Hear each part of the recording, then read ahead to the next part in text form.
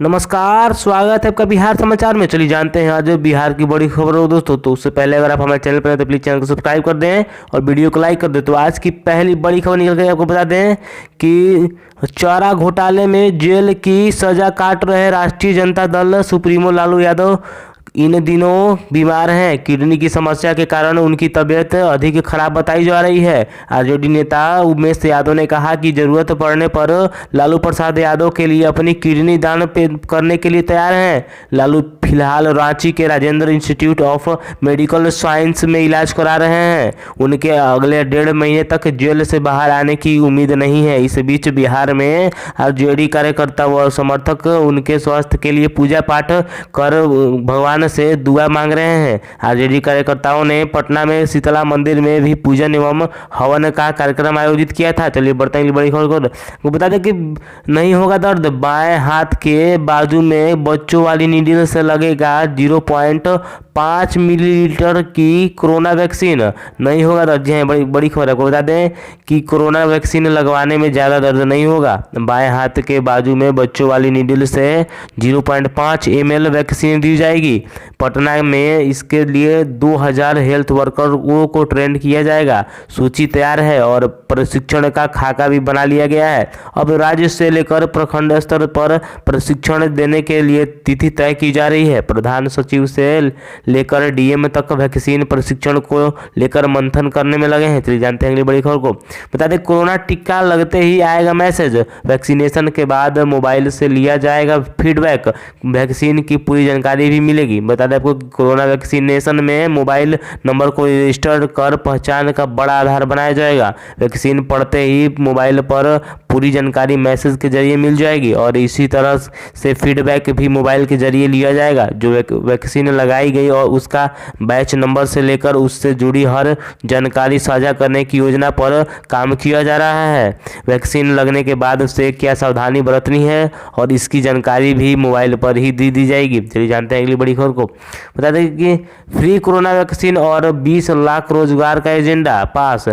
16 चक्के वालों ट्रकों पर रोक, सरकारी छुट्टियों पर भी मंजूरी। बता दें कि नीतीश कैबिनेट की दूसरी बैठक में सुशासन की सरकार के लिए अगली 5 साल के कार्यक्रम को मंजूरी दी है।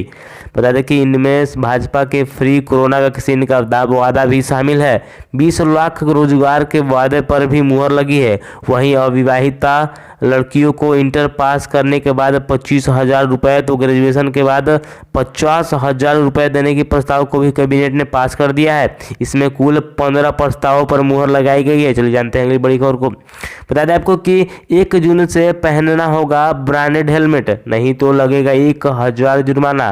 बता दें आपको कि रोड सेफ्टी को ध्यान में रखकर केंद्रीय सड़क परिवहन एवं राजमार्ग मंत्रालय ने हेलमेट से संबंधित कानून बनाया है, जो 1 जून से बिहार सहित पूरे देश में लागू होगा, जिसके तहत ब्रांडेड और हल्का हेलमेट पहनना अनिवार्य है। यदि हेलमेट घटिया क्वालिटी का होगा तो वाहन चालकों के खिलाफ कार्रवाई की जाएगी और 1000 का जुर्माना लगाया जाएगा। चलिए जानते हैं अगली बड़ी खबर को। आपको बता दें कि गंदे पानी को दोबारा उपयोग में लाने के लिए लगेगा वाटर ट्रीटमेंट प्लांट। अधिकारी नागपुर और सूरत से सीखेंगे तरीके। बता दें आपको कि पटना नगर निगम द्वारा पानी के दोबारा प्रयोग के लिए योजनाएं तैयार की जा रही है। इसके लिए अधिकारियों को विशेष रूप से दिशा निर्देश जारी किए गए हैं। सूरत व नागपुर के प्रोजेक्ट का नगर निगम अध्ययन कर रही है। सूरत में सीवरेज ट्रीटमेंट प्लांट से निकलने वाली पानी को ट्रीट कर दोबारा पीने लायक बनाया जा रहा है। चलिए जानते हैं अगली बड़ी खबर को। बता दें कि नेता प्रतिपक्ष तेजस्वी यादव ने बीजेपी नेताओं के बयान को मुद्दा बना, सीएम नीतीश पर बोला हमला।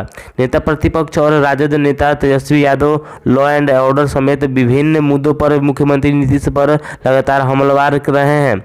आज बुधवार को एक बार फिर से तेजस्वी ने ताबड़तोड़ ट्वीट करते हुए बीजेपी नेताओं के बयानों का हवाला देते हुए बिहार में कानून व्यवस्था को लेकर मुख्यमंत्री नीतीश पर हमला बोला है। तेजस्वी ने लिखा है कि डकैती, लूट, झूठ, छल, प्रपंच और फरेब से बनी बिहार सरकार को आज 1 महीना हो गया। सरकार में 2 उप मुख्यमंत्रियों और सबसे अधिक मंत्री विधायक वाली बीजेपी के एमपी, एमएलए और मंत्री की हर दिन यानी कि प्रतिदिन अपनी लुटेरी सरकार, सीएम और पार्टी पर सवाल उठाते हैं। जानते हैं अगली बड़ी खबर को। बता दें कि ग्रामीण इलाकों में महत्वाकांक्षी पेयजल आपूर्ति बंद रही तो मुखिया और वार्ड सदस्य पर भी होगा कार्रवाई। बिहार में ग्रामीण इलाकों में पीने का पानी आपूर्ति सुनिश्चित करने के लिए सरकार ने सख्त रूप से अख्तियार किया है। राज्यों की पंचायतों के वैसे वार्ड जहां पर वार्ड क्रियान्वयन एवं प्रबंधन समितियों के माध्यम से जल नल निश्चय योजना क्रियान्वित हो रही है, वहां अगर पेयजल आपूर्ति बंद रही तो मुखिया और वार्ड सदस्य पर भी कार्रवाई होगी। इस बाबत पंचायती राज विभाग ने सभी डीएम को पत्र लिखकर योजना की समीक्षा करने और दोषी मुखिया और वार्ड सरकार पर कार्रवाई करने की निर्देश दिया है। चलिए जानते हैं अगली बड़ी खबर को। बता दें कि बिहार में अब बारिश की संभावना, तापमान गिरने से ठंड में होगी बढ़ोतरी। बता दें आपको कि दक्षिण बिहार में आज यानी बुधवार को हल्की बारिश हो सकती है। हिमालय के तलहटी क्षेत्र के करीब स्थित उत्तर प्रदेश के जिलों में घने कोहरा छाने की संभावना है, जबकि दक्षिणी जिलों में मध्यम कोहरा छा सकता है। मौसम विभाग के मुताबिक 2 या 3 दिनों के बाद राज्य में पारा 3 से 4 डिग्री तक गिर सकता है। इससे ठंड में और बढ़ोतरी होगी।